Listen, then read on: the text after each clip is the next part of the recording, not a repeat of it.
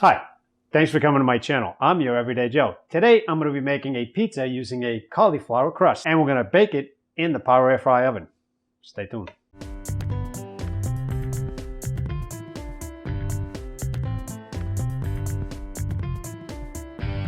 If you want to show support to this channel, be sure to click the subscribe button.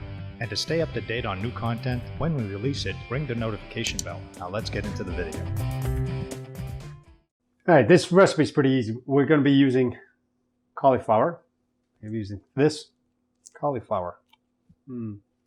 Some salt and pepper, some minced garlic, Italian seasoning, using onion powder, some Parmigiano Reggiano, some shredded Parmigiano Reggiano, the real stuff, shredded mozzarella, some baby spinach, a little bit of olive oil, pesto, and an egg. We're probably going to be adding a few more ingredients as toppings afterwards, but let's see how this crust comes out first. All right, so the first thing we're going to do is we're going to take this, it looks like a medium head of cauliflower, and we're going to split this. We're probably not, for one pizza crust, we're not going to need the whole thing. This will make quite a bit, probably make 2, maybe 3, depending on the thickness.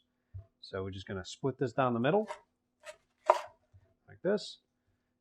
And what we want to do is want to just separate it, maybe in quarters, and take off the stem here, and with some of these green leaves. Okay. All right, take that, So the green comes off. Now you can save the green and just boil it, make a soup or something. So we're going to take our shredder, and basically we're just going to shred the hell out of this thing. So let's take that off too. All right, so basically going to use the wide hole shred if you have it. If you have a food processor that has the ring for the shredding, you can easily just throw it in that. I don't have one yet. I'm working on that one. If you guys have any recommendations, put them down in the comment section. All right, so you take the cauliflower, and you want to make sure it's kind of cold. It's easier to grate when it's cold. So I put it in the refrigerator for a while just to keep it cold. Okay, and then you just shred it up, and obviously watch your fingers. And you want to do it. I do it in a bowl. You can do it on a counter or on your cutting board. That's fine, but it tends to fly all over the place. So I put it in a bowl. Nice little tip to keep everything in one place. Okay, and just grate all that up. So what you want something like this. I don't know if you can see that on the top of you. Not super fine, but you want some big bits, some mixed bits in there. Okay, so I'm going to finish grating all this up and bring you back when we start assembling the remainder of the ingredients. All right, so I just finished shredding up all that cauliflower. You got all small pieces, big pieces, doesn't matter. Now, I've seen in other videos where you can bake it out, dry it out a little bit more. This does feel a little wet. Hopefully it'll stay together, but in this method here, we're going to be adding eggs. We're going to have 1 egg, room temperature. So just going to pop that in there. That's going to help bind everything together, along with the cheese. This is the Parmigiano Reggiano shredded. This is about 4 ounces of mozzarella. Throw that in there too. So this is what's going to help bind everything together, keep everything from falling apart. Okay, we're going to lightly salt. There's quite a bit here. And if you've ever had cauliflower, it's kind of bland. So you want to be kind of liberal with seasoning. Some garlic, some onion powder, and some of my home blend of Italian seasoning, which I got from my Aero garden and dried it out. If you want to see a video for that, I'll post it here. All right, so we're just going to get in here and start mixing everything up. Okay. Okay, now I'll probably get in here with my hands anyway, so I'm going to make sure that everything is well blended. And also I want to feel for the texture that the texture feels right. So just going to get in here with my hand. Okay. Okay, I'm also going to put a little bit of this pesto. Got a little bit left here. I left it out for a little bit so it's kind of softens so I can pour it. Okay, just a little bit for flavoring, and there is salt and Parmigiano in there too. So just get that on there. So you want to make sure that you can press it and it kind of stays together. When we heat this up, the cheese is going to melt, the egg is going to solidify, and it's going to start binding up. So we're going to get it onto a rack here. Let's just move that out of the way.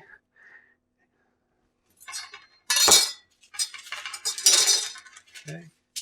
I've already cut some parchment paper to the size of my power air fryer rack, this size here. So it doesn't have to be perfect, but as close as you can get it, because you get about an 8-inch round here that we're going to be making the pie crust. So it's a personal size pie crust. So I'm just going to grab some in here, and probably going to get 2 out of this one. And again, that's about half of a head of cauliflower. So I'm going to press it together here. So you don't want to make it too thick, otherwise it probably won't dry out. Probably won't solidify too much on you. It'll just spread. Okay. So, and then you just want to shape it. And what I'm doing is I'm just pressing it flat so it gets nice and round, just to kind of mimic the pizza crust. Now, I've tried making pizza from fresh dough in this power air fry oven. It doesn't work really well. The dough just doesn't cook well at all. Frozen pizzas work pretty well. Then again, everything frozen is most likely pre-cooked. So I'm just going to make sure I have a nice edge on this. Okay.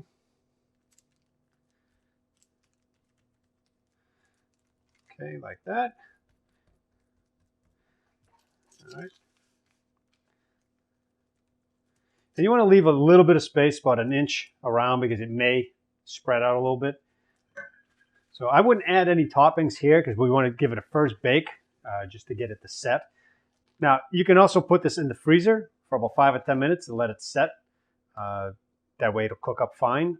It'll kind of give it a little bit extra time in order to bake in there while it gets the chill out of it. So we're going to put this in the freezer for about 5 or 10 minutes. I'm going to make another crust for it. We're going to make 2 personal size pizzas. All right, so I just let this pie crust sit in the freezer for about 15 minutes just to kind of set up a little bit, get it to stay together a little bit better. So now we're going to get the power air fry oven, and I'm just going to leave the parchment paper on. It doesn't matter if the air is going to flow at the bottom. I want the top crust cooked because then we're going to flip it. All right, so we're going to just slide that in there. Probably in the middle somewhere will be fine.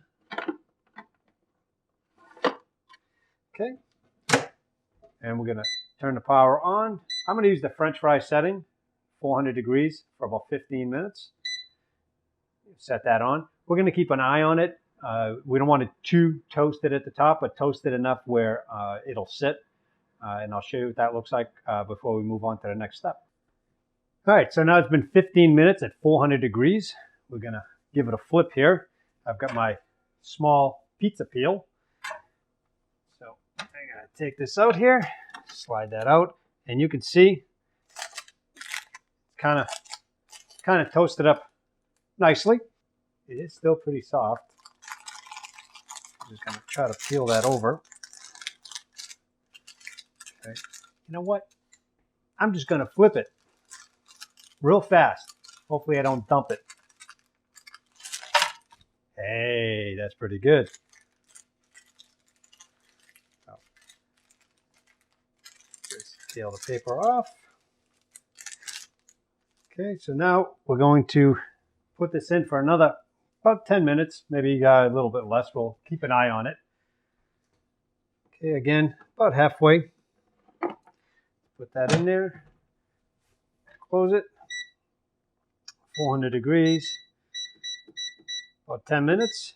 And we'll check back in when that's done. Okay, so the power air fryer just finished. I did stop it a little earlier, so we took off a couple of minutes on that. Again, you want to keep an eye on it. You don't want it to burn. So let's take a look here. Grab my oven-safe glove. Let's pull this bad boy out. Hey, look at that. Looks like the crust is set, so it's still very hot. So it looks like it's set pretty well. So I decided to make a margherita-style pizza with some baby spinach. So let's get a little olive oil on the top here. Okay, I'm also going to add a little bit of black pepper to it. All right, and just a little bit of salt to the crust. All right, so we're just going to layer on some of this baby spinach here. Okay, let's get that all on there. And this is already pre-washed. And go with the tomato slice. Fresh mozzarella, sliced kind of thin. Okay, get that all on there.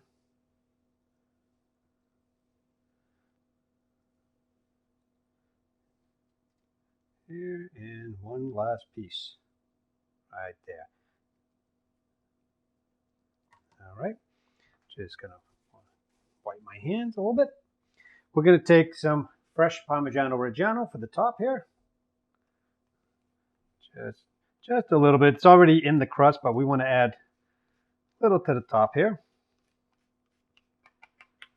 All right, and some fresh basil.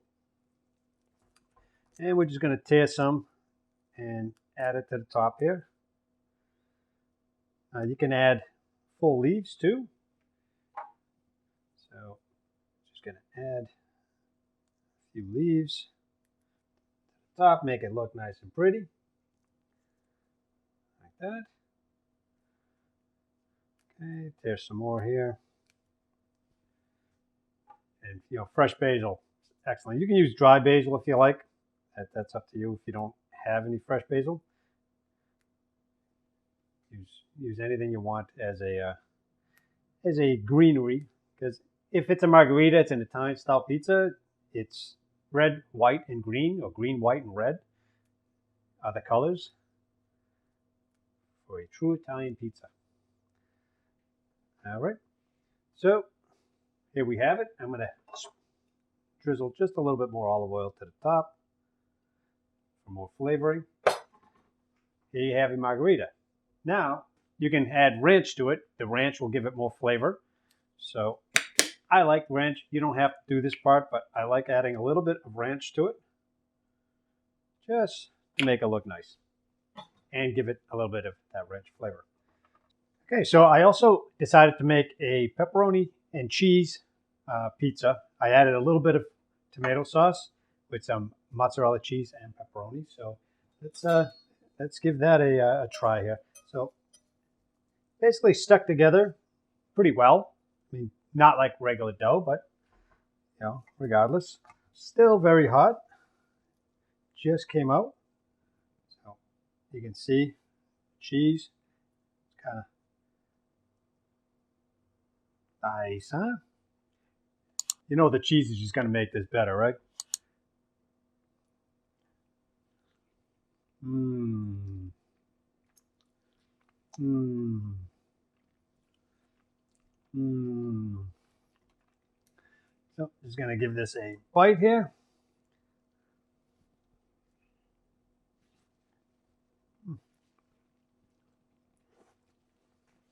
Mmm. Real good. Not bad. The margherita I like better. The texture of this a little too soft for my liking for this type of pizza, but it does work. Looking to cut back carbs on a keto diet, this will work just fine. So I'm sure you'll enjoy either one of them.